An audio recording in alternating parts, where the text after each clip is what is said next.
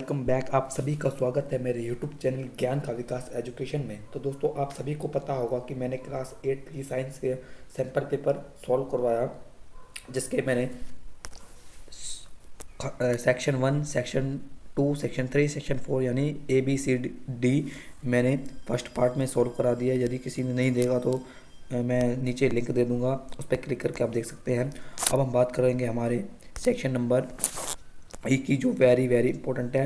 4 question है इसमें, 5 number के, टोटल 20 नंबर का ये होगा। इसमें हमारे पैराग्राफ टाइप आएंगे, तो देख लीजिए कुछ इस प्रकार होगा तुम्हारे पेपर में। चलो हम करते हैं हमारे 12वां क्वेश्चन। मैं पढ़ूंगा, आपको समझाता भी जाऊंगा और आप समझते जाना। तो चलिए वीडियो को स्टार्ट करते हैं। देखिए, पहला क्वेश्चन 12वां है। इसमें पहला दे रखा है कि वनों को पहले मैं पढ़ देता हूँ। वनों को हमारी पृथ्वी के फेफड़े कहा जाता है। वह वातावरण से कार्बन डाइऑक्साइड लेकर ऑक्सीजन प्रदान करते हैं। वन अनेक पशु पक्षियों का प्राकृतिक आवास है, लेकिन बढ़ती जनसंख्या और औद्योगिकरण यानी फैक्ट्रीजेशन के कारण बढ़ते पैमाने पर पेड़ों की कटाई की जा रही है और इससे पर्यावरण का संतुलन बिगड़ता जा रहा है। जैसे इसमें मेनली बता रखा है कि पर्यावरण वायु प्रदूषण बढ़ रहा है, पर्यावरण खराब होता जा रहा है वगैरह फैक्ट्रियों से। तो हम चलते हैं हमारे क्वेश्चन में। मेन जो है ये वनों की कटाई क्या है, तो उसमें ऊपर ही दे रखा है कि वनों की कटाई पेड़ों का अंधाधुंध काटना। सिंपल, वनों की कटाई क्या है कि पेड़ों को अंधाधुंध काटना ही वनों की कटाई है। ऊपर बता रखा है वनों की कटाई का 2 परिणाम बताइए। बाढ़ आना, जैव विविधता यानी आप ये भी लिख सकते थे इसमें, वनों की कटाई में ऑक्सीजन कम होता है, इससे ऑक्सीजन कम होगा, मनुष्य का जीवन मनुष्य जी नहीं पाएगा, पशु पक्षी जी नहीं पाएंगे। कई कारण हैं, लेकिन मैंने इसमें 2 रखे हैं। जैसे वनों की कटाई रोक करेंगे तो बाढ़ आएगी, जैसे वनों की कटाई से बाढ़ होगी, जैव विविधता खत्म हो जाएगी यानी मनुष्य प्राणियों का जीवन खत्म हो जाएगा। हमारा तीसरा क्वेश्चन है, भारत में किन्हीं 2 संरक्षित क्षेत्रों के नाम बताइए। भारत में 2 सुरक्षित क्षेत्रों के नाम, पहला है जिम कॉर्बेट राष्ट्रीय उद्यान और काजीरंगा राष्ट्रीय उद्यान। 2 सुरक्षित क्षेत्र यानी 2 नेशनल पार्क के नाम बताने हैं, तो उसमें है एक है जिम कॉर्बेट राष्ट्रीय उद्यान और काजीरंगा राष्ट्रीय उद्यान। और हमारा देखिए, सॉरी मैंने ऊपर क्या करवाया, आपको कहा था कि हमारा ये क्वेश्चन 5 नंबर का होगा, लेकिन नहीं, ये वाले क्वेश्चन 3 नंबर के हैं। टोटल 4 आएंगे 12 नंबर के। मैंने थोड़ा ऊपर गलती कर दी। ये हमारे 5 नंबर का नहीं होगा एक पैसेज, ये हमारा 3 नंबर का होगा। टोटल 4 है तो 12 नंबर का होगा। ऊपर गलती हो गई तो सॉरी, माफ़ कर देना। हमारा देखिए, इसमें टोटल आएंगे 4 ऑप्शन, हमें करने होंगे 3। सी और डी में ऑप्शन होगा, तुम कर सकते हैं, लेकिन मैं तुम्हें करवाऊंगा ताकि तुम्हारी प्रैक्टिस होता है। देखिए, वनीकरण प्राकृतिक के संतुलन को बनाए रखने में कैसे सहायता करे। जैसे अगर हम अधिक से अधिक वन लगाएंगे तो हमारे प्राकृतिक का संतुलन कैसे बना रहेगा, तो पर्यावरण संतुलन बना रहेगा। इसमें यही है कि हम अधिक से अधिक वन लगाएंगे तो हमारे प्राकृतिक संतुलन बना रहेगा। सिंपल। अब चलते हैं हमारे 13वें पैराग्राफ, जो भी तीसरा 3 नंबर का है, जो मैंने आपको बता दिया है। पेट्रोलियम, जिसे कच्चा तेल भी कहा जाता है, एक महत्वपूर्ण जीवाश्म ईंधन है। यह लाखों वर्षों पहले समुद्री जीवों और पौधों के अवशेषों के धरती की गहराई में दबने से बना। जैसे मैं आपको पिछले MCQ में बता चुका हूँ कि पेट्रोल का निर्माण कैसे हुआ। कच्चे तेल को सीधे उपयोग नहीं किया ला सकता, इसलिए इसे रिफाइनिंग में शुद्ध किया जाता है। इस प्रक्रिया से पेट्रोल, डीजल, केरोसिन, LPG आदि विभिन्न उत्पाद प्राप्त होते हैं। पेट्रोलियम संसाधन सीमित हैं, लिमिटेड है, इसलिए इनका बुद्धिमानी से उपयोग करना होगा। समझ आ गया। इसमें बता रखा है कि पेट्रोलियम का निर्माण कैसे हुआ, क्या का उपयोग होता है, हमें इसका उपयोग बुद्धिमानी से करना है, इसलिए हम करते हैं। हमारे क्वेश्चन 3 क्वेश्चन है, टोटल 4 दे रखे हैं, हमें करने हैं 3, लेकिन मैं तुम्हें 4 करवाऊंगा। पहला क्वेश्चन है कि पेट्रोलियम को सामान्य किस नाम से जाना जाता है, तो कच्चा तेल ऊपर बता रखा है। पेट्रोलियम का रिफाइनिंग क्या है, पेट्रोलियम का रिफाइनिंग क्या है। रिफाइनिंग यानी कच्चे तेल को अलग अलग भागों में बांटना। यदि हम पेट्रोलियम को रिफाइनिंग करेंगे तो ये उपयोग में नहीं लाया जा सकता, इसलिए इससे की रिफाइनिंग प्रक्रिया की जाती है। हमारा सी है, किन्हीं 2 पेट्रोलियम उत्पादकों के नाम बताइए, उनका उपयोग। किन्हीं 2 पेट्रोलियम उत्पादकों के नाम बताइए, तो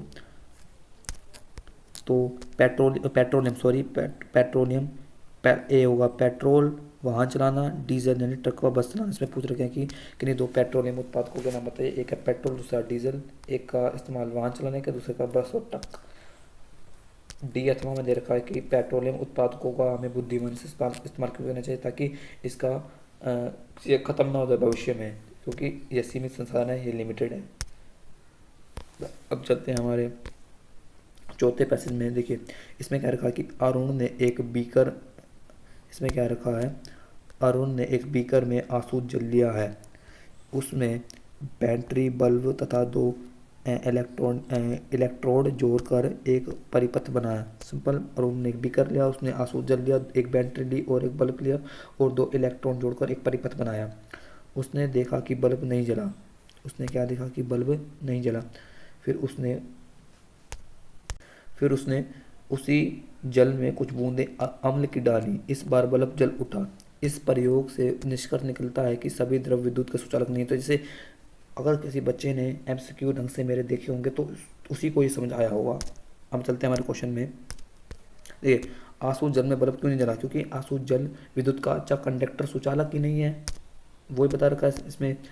अमल डालने पर बल्ब क्यों जला का, अमल डालने से भाई बल्ब क्यों जला, देखिए अमल डालने पर आयन बने, आयन इसलिए बल्ब जला। देखिए बल्ब आयन से जलता है और आयन, यदि हम किसी नॉन कंडक्टर चीज़ में कंडक्टर चीज़ डालेंगे यानी आयन डालेंगे तो बल्ब जल उठेगा। सिंपल, किसी बच्चे ने चैप्टर अच्छा पढ़ा होगा यानी चैप्टर डीप में पढ़ा होगा उसी को समझ आएगा। यह प्रयोग शुद्ध और अशुद्ध के बारे में क्या दर्शाता है। शुद्ध जल विद्युत का सुचालक अच्छा नहीं है, कंडक्टर नहीं है, और अशुद्ध विद्युत का वो है। सिंपल, जैसे शुद्ध जल विद्युत का अच्छा कंडक्टर नहीं है और अशुद्ध जल विद्युत का अच्छा कंडक्टर यानी चालक है। इसमें अथवा में देर कहा गया कि दो द्रवों के नाम बताए जो विद्युत के सुचालक यानी कंडक्टर हैं। नमक का घोल व नींबू का रस अच्छे कंडक्टर हैं विद्युत के। अब चलते हैं हमारे आखिरी पैसेज में। रघु ने देखा कि जब उसने एक रबर बैंड को खींचकर तोड़ा तो उससे ध्वनि उत्पन्न हुई। उसने ध्यान दिया कि जब तक रबर बैंड कंपन करता है तब तक ध्वनि सुनाई देती है, जैसे ही कंपन बंद होता है, जैसे ही रबर बैंड हिलना बंद होता है तब ध्वनि बंद हो गई। इससे उसने निष्कर्ष निकाला कि ध्वनि उत्पन्न होने के लिए कंपन की आवश्यकता होती है। तो इसके क्वेश्चन देखते हैं। देखिए कंपन क्या है, कंपन आगे पीछे की गति है। कंपन जैसे जैसे मैं कोई एक गिलास रख देता हूँ, ये गिलास है, इसको मैंने तेज से लात मारी तो एक कंपन करेगा, कंपन हिलेगा, आगे पीछे होगा, तो इसे कंपन कहते हैं।